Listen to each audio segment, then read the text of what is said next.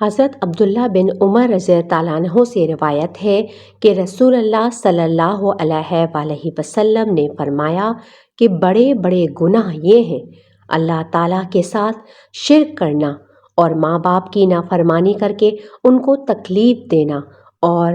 بے خطا جان کو قتل کرنا، اور جھوٹی قسم کھانا۔ حضرت صفوان رضی اللہ عنہ سے ایک لمبی حدیث میں روایت ہے کہ رسول اللہ صلی اللہ علیہ وآلہ وسلم نے کئی حکم صادر فرمائے۔ ان میں سے یہ بھی ہے کہ کسی بے خطا کو کسی حاکم کے پاس مت لے جاؤ کہ وہ اس کو قتل کرے یا اس پر کوئی ظلم کرے، اور جادو مت کرو۔ کن گناہوں پر عذاب کی وعیدیں آئی ہیں؟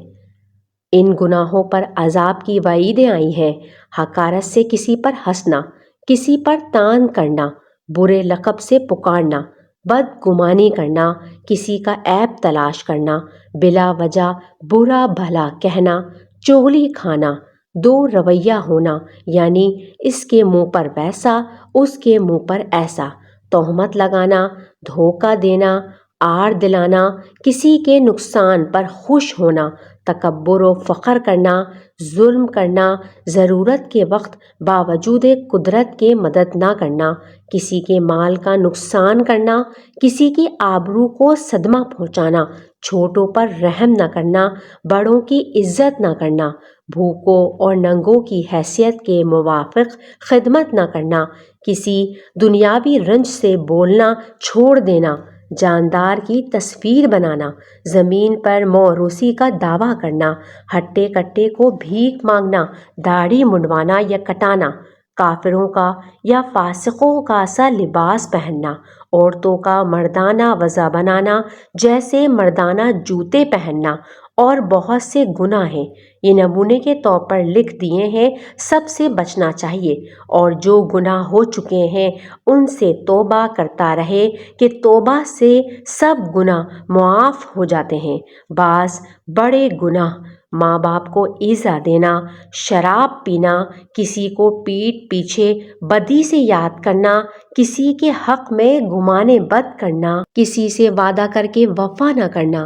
امانت میں خیانت کرنا، جمعے کی نماز ترک کرنا، کسی غیر عورت کے پاس تنہا بیٹھنا، کافروں کی رسمیں پسند کرنا، لوگوں کے دکھاوے کو عبادت کرنا، قدرت ہونے پر نصیحت ترک کرنا، کسی کا عیب ڈھونڈنا۔ جس شیخ سے اعتقاد ہو اس کی پیروی کر کے دوسروں کو برا سمجھنا درست نہیں، اور پیروی مجتہد اور شیخ کی اسی وقت تک ہے جب تک ان کی بات خدا اور رسول صلی اللہ علیہ وآلہ وسلم کے خلاف نہ ہو۔ اگر ان سے کوئی غلطی ہو گئی ہو، اس میں پیروی نہیں۔ ایمان جب درست ہوتا ہے کہ اللہ اور رسول صلی اللہ علیہ وآلہ وسلم کو سب باتوں میں سچا سمجھے اور ان کو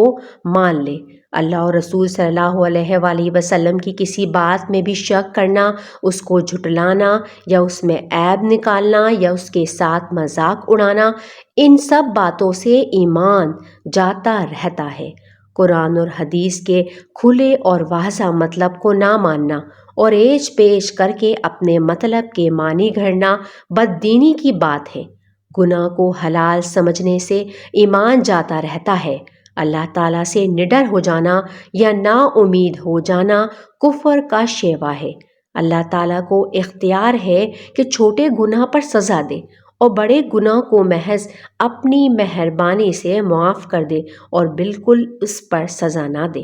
عمر بھر کوئی کیسا ہی بھلا برا ہو، مگر جس حالت پر خاتمہ ہوتا ہے اسی کے موافق جزا اور سزا ہوتی ہے۔ اس لیے گناہوں سے بچنے کا پورا اہتمام ضروری ہے۔ بسا اوقات ایک گناہ سوئے خاتمہ کا سبب بن جاتا